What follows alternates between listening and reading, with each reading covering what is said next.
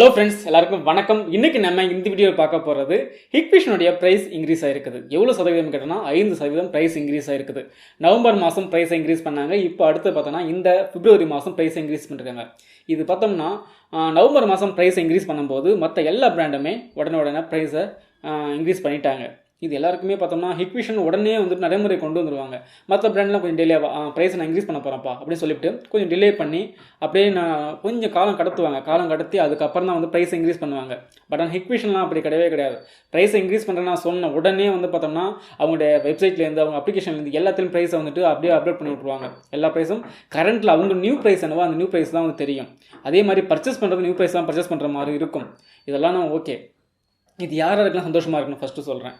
சந்தோஷமாக இருக்கிறேன்னா யாரெல்லாம் முன்னாடியே வந்துட்டு ஒரு பல்காக ஆர்டர் எடுத்து வச்சுருக்காங்க, பார்த்தீங்கன்னா பல்காக வந்துட்டு பர்ச்சேஸ் பண்ணியிருப்பாங்க இல்லையா, பல்காக எடுத்து வச்சுருப்பாங்க. அவங்களுக்கு ஹாப்பியாக இருக்கும். டிஸ்ட்ரிபியூட்டர்ஸ், ரீசெல்லர், ஹோல்சேலர் இவங்கெல்லாம் வந்து பல்காக எடுத்து வச்சுருப்பாங்க. அவங்களுக்கு ஹாப்பியாக இருக்கும். பரவாயில்லப்பா, நம்ம எடுத்து வச்சுருக்கிறோம், நம்ம இனிமேல் வந்துட்டு இந்த புது ப்ரைஸை சேல் பண்ணிடலாம் அப்படிங்கிற தாட்டுக்கு வந்துடுவாங்க. பட் ஆனால் வந்துட்டு பார்த்தோம்னா இந்த யாருக்கு இது கஷ்டமாக இருக்குன்னு பார்த்தோம்னா என்ன மாதிரி உங்களை மாதிரி ஆட்கள்லாம் பார்த்தோம்னா நம்ம வந்துட்டு ஒரு ப்ரைஸை வாங்கி கொட்டேஷன் கஸ்டமருக்கு கொடுத்துருப்போம், எண்ட்யூசர் கொடுக்கும்போது இதுதான் சார் ப்ரைஸு இப்படி சொல்லிட்டு நம்ம கொடுத்துருக்கும்போது சரி ஓகேப்பா அப்படி சொல்லி ஓகே பண்ணியிருப்பாங்க. நான் சொல்கிறேன்ப்பா, வெயிட் பண்ணுங்கப்பா, கமிட்மெண்ட்லாம் இருக்குது, நான் முடிச்சு நான் சொல்கிறேன். இல்லை எலெக்ஷன் இருக்கு இல்லையா, எலெக்ஷன் முடிச்சுட்டு நம்மளுக்கு ஒர்க்கை ஸ்டார்ட் பண்ணலாம்னு சொல்லியிருக்கும்போது ஏன்னா இப்போ இந்த லாஸ்ட்டு வந்துட்டு பொங்கலுக்கு பிறகு வந்துட்டு பெருசாக வந்துட்டு ஒர்க்கே கிடையாது, ஆர்டரே கிடையாது. எல்லாமே வந்துட்டு ஒரு நார்மலான நிலைமையில் பெரிய பிஸ்னஸே இல்லாமல் நம்ம சைலண்ட்டாக தான் இருக்குது. பெருசாக பிஸ்னஸ் கிடையாது. இப்படி இருக்க நிலைமையில் பார்த்தோம்னா ஜஸ்ட்டு இப்போ எலெக்ஷன் முடிஞ்சு அவங்க ஆர்டர் கொடுக்குறேன்னு சொல்லியிருக்காங்க இல்லையா, அந்த ஆர்டர்லாம் பார்த்தோம்னா இப்போ ஆல்ரெடி வந்துச்சு பண்ண சொல்லியிருப்பாங்க. உங்களுக்கு எல்லாருமே பார்த்தோன்னா அந்த ஆர்டரை நீங்கள் ஸ்டார்ட் பண்ணுங்கப்பா, நான் ப்ரொசீட் பண்ணுங்கன்னு சொல்லியிருக்கும்போது இப்போ ப்ரைஸ் இன்க்ரீஸ் ஆகிருக்கு. அப்படிங்கும்போது நம்ம கஸ்டமர்கிட்ட போய் சொல்ல முடியுமா?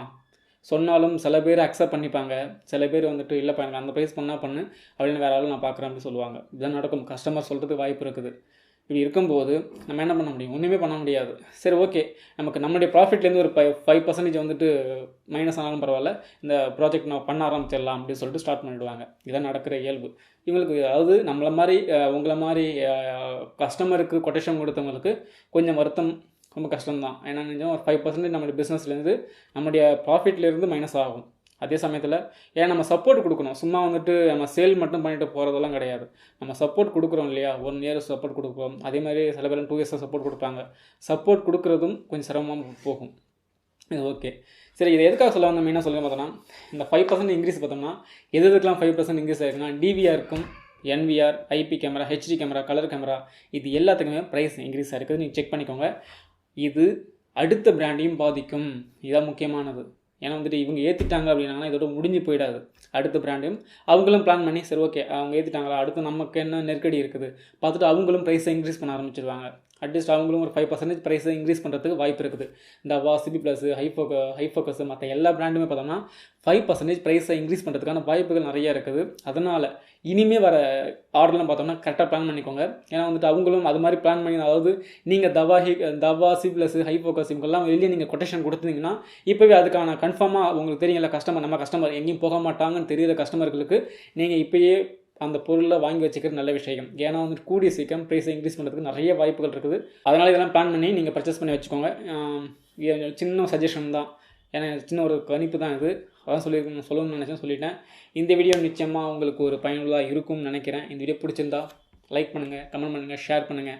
மறக்காமல் நம்ம டெக்ஸ்irpi யூடியூப் சேனலை சப்ஸ்கிரைப் பண்ணிக்கோங்க. இன்றைக்கி இந்த வீடியோ இவ்வளோ தான். நாளைக்கு இன்னொரு புது இன்ட்ரெஸ்டிங்கான வீடியோ சந்திக்கிறேன். அது வரைக்கும் நன்றி, வணக்கம்.